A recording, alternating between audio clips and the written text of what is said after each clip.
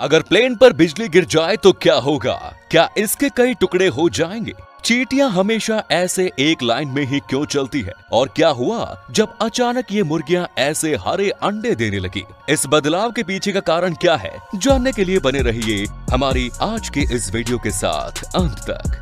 Number 1, दोस्तों आपने भी घर पर कभी न कभी लाइट बल्ब को तो चेंज किया ही होगा, लेकिन ऐसा करने के लिए आपको घर वालों से कितना पैसा मिला? जवाब होगा कुछ नहीं। लेकिन तब क्या हो अगर आपको सिर्फ एक बल्ब बदलने के लिए पूरे 1.5 लाख रुपए ही मिल जाए?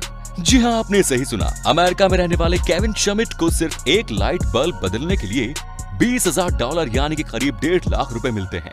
लेकिन ये काम उतना ही आसान नहीं है जितना कि सुनने में लगता है, क्योंकि ऐसा करने के लिए केविन को जमीन से करीब 1500 फीट की ऊंचाई पर जाना पड़ता है, जहां पर छोटी सी गलती भी कोई गुंजाइश नहीं बचती। केविन की तरह ही दुनिया में ऐसे बहुत सी लोग हैं जो कि इस काम को अंजाम देने के लिए 15 से 20 लाख रुपए तक भी चार्ज करते हैं। ये काम दुनिया की सबसे हाई पेइंग जॉब्स में से एक है। नंबर 2, भारत समेत दुनिया भर में अंडों का व्यापार बड़े पैमाने पर किया जाता है और इन अंडों को तोड़ने पर उनके अंदर से पीली जर्दी निकलती है। लेकिन क्या आपने कभी हरे रंग की जर्दी वाला अंडा खाया है? जी हाँ, आपने बिल्कुल सही सुना। केरल में रहने वाले AK शिहाबुद्दीन एक पोल्ट्री फार्म के मालिक है और वो तब हैरान रह गए जब उनकी मुर्गियां अचानक से हरे रंग के अंडे देने लगी, जिसके बाद उन्होंने उन अंडों के पिक्चर्स को अपने फेसबुक अकाउंट पर साझा किया और देखते ही देखते ये खबर पूरे देश में आग की तरह फैल गई और कुछ एक्सपर्ट्स शिहाबुद्दीन की मुर्गियों पर रिसर्च करने के लिए उनके पास आ पहुंचे।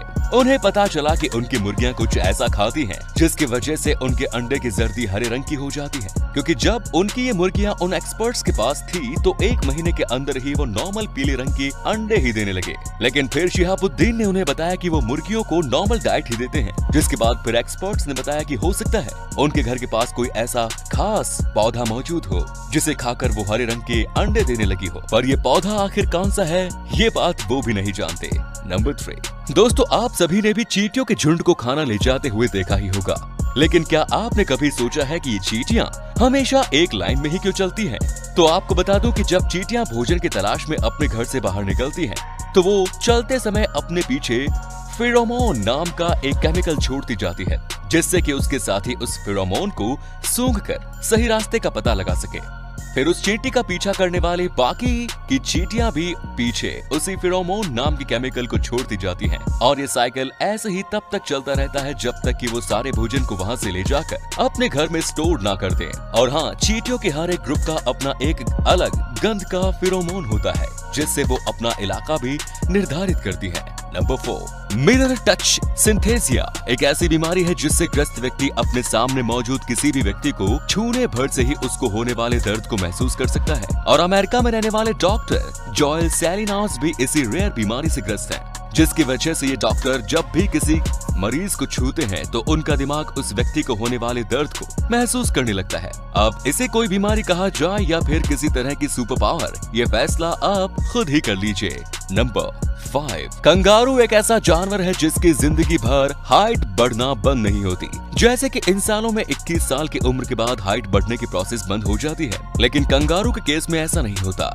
ये अपने पैदा होने से मरने के समय तक लगातार बढ़ते ही रहते हैं। नंबर 6, फैशनिस्टा बनना कोई आसान काम नहीं। सर से लेकर पांव तक खुद को मेंटेन करके रखना पड़ता है, जिसमें नेल पॉलिश एक अहम भूमिका निभाती है। और आप सभी तो जानते ही हैं कि नेल पॉलिश और लड़कियों का तो जन्म का रिश्ता है और वो इस पर हजारों रुपए भी खर्च कर देती है। लेकिन क्या एक नेल पॉलिश के लिए करोड़ों रुपए खर्च करना जायज है? देखिए इस नेल पॉलिश को, ये दुनिया की सबसे महंगी नेल पॉलिश है और शायद ही कोई लड़की इसे खरीद पाना अफोर्ड कर पाती होगी, क्योंकि इसकी कीमत है $2.5 लाख यानी कि 1.78 करोड़ रुपए।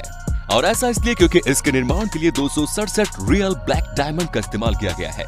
नंबर 7, जब भी कहीं बिजली गिरती है तो वो आसपास में मौजूद एरिया को तहस नहस करके रख देती है। तो ऐसे में मन में एक सवाल जरूर आता है कि आसमान में उड़ने वाले इन प्लेन्स पर बिजली गिरने पर क्या होता होगा? उसके तो परखच्चे ही उड़ जाते होंगे। तो आपको बता दूं कि एरोप्लेन को कुछ इस तरह से डिजाइन किया जाता है कि लाइटनिंग स्ट्राइक का उस पर कुछ भी असर नहीं होता। जहां एरोप्लेन का बाहरी ढांचा पूरी तरह से एल्यूमिनियम से बना होता है, वहीं उसके अंदर कॉपर फॉयल की लेयर का इस्तेमाल किया जाता है, जिससे कि उसके ऊपर टकराने वाली बिजली बाहर से ही रिफ्लेक्ट हो जाती है और प्लेन्स के अंदरूनी ढांचे तक पहुंच भी नहीं पाती। इतना ही नहीं, लाइटनिंग स्ट्राइक से पूरी तरह से सुरक्षित बनाने के बावजूद भी एरोप्लेन को मौसम खराब होने की स्थिति में उड़ाया नहीं जाता, और यदि उन्हें किसी कारण से उड़ाना भी पड़ जाए तो पायलट लाइटनिंग स्ट्राइक वाले एरिया से काफी दूर से होकर ही गुजरते हैं। अब ऐसे में उन्हें चाहे कई किलोमीटर दूर का फासला ही क्यों न तय करना पड़े, उनके द्वारा लाइटनिंग स्ट्राइक को अवॉइड करने की हर मुमकिन कोशिश की जाती है। नंबर 8।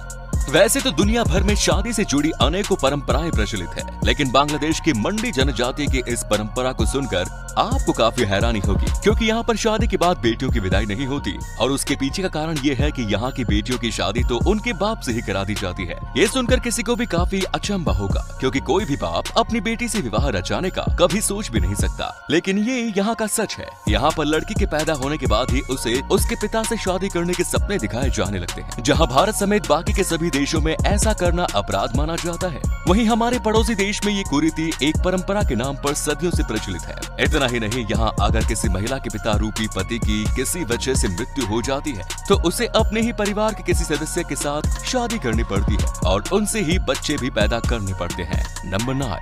दोस्तों, वैसे तो लोग नदी में जाते हैं मछली पकड़ने के लिए, लेकिन स्वर्ण रेखा नदी झारखंड में बहने वाली एक ऐसी नदी है जिसमें लोग मछली पकड़ने के लिए नहीं बल्कि सोना निकालने के लिए जाते हैं। इस नदी में सोना बहता है। 474 किलोमीटर लंबी इस नदी में सदियों से सोना निकाला जाता है। यहाँ पर रहने वाले स्थानीय लोगों का मुख्य पेशा इस नदी में से सोना निकालना ही है। इस नदी की रेत को इकट्ठा कर उसमें से सोने के कणों को निकालकर अलग कर दिया जाता है, लेकिन आखिर इस नदी में इतना सोना आता कहाँ से है, ये अभी तक एक रहस्य ही है। नंबर 10। अब इस महात्मा से मिलिए। इनका नाम है साधु अमर भारती। इन्होंने अपने एक हाथ पिछले 48 सालों से ऊपर उठाया हुआ है। साधु अमर भारती भगवान शिव के भक्त हैं। सन 1973 में विश्व शांति का संकल्प लेकर उन्होंने एक मुट्ठी बंद करी और अपने उस हाथ को हमेशा हमेशा के लिए हवा में उठा लिया, जिसे आज तक इन्होंने कभी नीचे नहीं किया। खाने से लेकर सोने तक हर वक्त एक हाथ उनका हमेशा इसी मुद्रा में रहता है। उनका कहना है कि शुरुआत में तो उन्हें थोड़ा बहुत दर्द जरूर होता था, लेकिन भगवान शिव की भक्ति ने उनके इस दर्द को भी उनके संकल्प के आड़े आने नहीं दिया। वैसे इंसान अगर ठान ले तो क्या कुछ नहीं कर सकता। इसका जीता जागता एग्जाम्पल है साधु अमर भारती। नंबर 11। फ्लोटिंग रेस्टोरेंट और फ्लोटिंग मार्केट। आज के समय में ये सब तो नॉर्मल सा लगता है, तो ऐसे में फ्लोटिंग पोस्ट ऑफिस का होना भी कोई हैरान कर देने वाली बात नहीं। ये पोस्ट ऑफिस कश्मीर के खूबसूरत शहर श्रीनगर की डल लेक में बना हुआ है। न केवल भारत का बल्कि ये दुनिया का पहला एकमात्र तैरता हुआ पोस्ट ऑफिस है। अब आपको लग रहा होगा कि आज के समय में पोस्ट ऑफिस कौन जाता है भला, लेकिन ऐसा बिल्कुल भी नहीं है। भारतीयों के साथ साथ विदेशी पर्यटक भी इसकी खूबसूरती का आनंद लेने के लिए यहाँ आते हैं। इस पोस्ट ऑफिस की स्टैंप्स पर बनी डल लेक की इमेज और आकर्षण का केंद्र म्यूजियम, जिसमें बहुत पुरानी स्टैंप्स की कलेक्शन रखी हुई है, पर्यटकों का ध्यान अपनी ओर खींचती है। और तो और इसमें मौजूद दुकान जहां से आप स्टैंप्स, पोस्ट कार्ड्स और ग्रीटिंग कार्ड्स भी खरीद सकते हैं। ये सब चीजें इसकी खूबसूरती में चार चांद लगा देती है। सो नेक्स्ट टाइम जब भी श्रीनगर जाएं तो अपने घर वालों को यहाँ से पोस्ट कार्ड भेजना न भूलें। नंबर 12। 4 सितंबर 1954 को सेंटियागो एयरलाइंस की फ्लाइट जर्मनी से उड़ान भरती है, जिसे ठीक 18 घंटे बाद ब्राजील पहुंच जाना था, लेकिन अटलांटिका ओशन के ऊपर पायलट का अचानक संपर्क टूट जाता है और कई दिनों के बाद जब वो फ्लाइट लैंड नहीं करती तो उन्हें लगता है कि विमान दुर्घटनाग्रस्त हो गया और आसमान में ही कहीं खो गया। उसे ढूंढने की बहुत कोशिश भी की गई, लेकिन एक भी प्रयास सफल नहीं हुआ, जिसके बाद सेंटियागो की एयरलाइंस भी बंद कर दी गई। लेकिन ठीक 35 साल के बाद 12 अक्टूबर 1989 को वही फ्लाइट ब्राजील के एयरपोर्ट पर सेफली लैंड करती है। वहां के अथॉरिटी ने पायलट से कांटेक्ट करने की काफी कोशिश की, लेकिन वो संपर्क नहीं कर पाए। लेकिन जैसे ही उन्होंने प्लेन के दरवाजे को खोलकर देखा तो जो दृश्य उनकी आंखों के सामने था, वो देखकर सबकी सब रूह कांप गई। 88 यात्रियों के कंकाल सीट से बंधे हुए थे।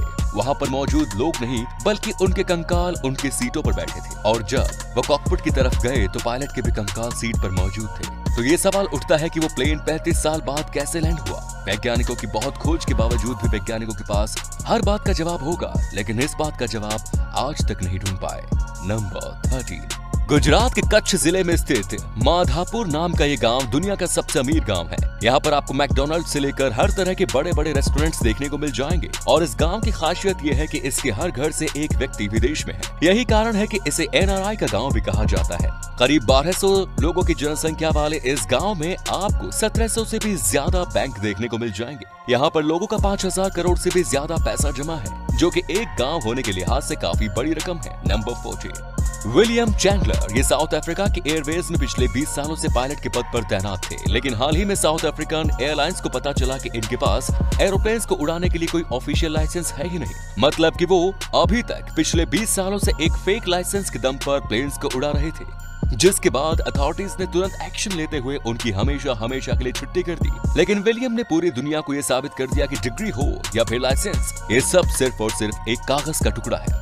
अगर आप में काबिलियत है तो आप प्लेन को भी उड़ा सकते हैं। अगर ये वीडियो अच्छी लगी तो इसे शेयर करना ना भूलें और ऐसे ही और भी अमेजिंग वीडियोस को लगातार देखते रहने के लिए जुड़े रहिए। धन्यवाद।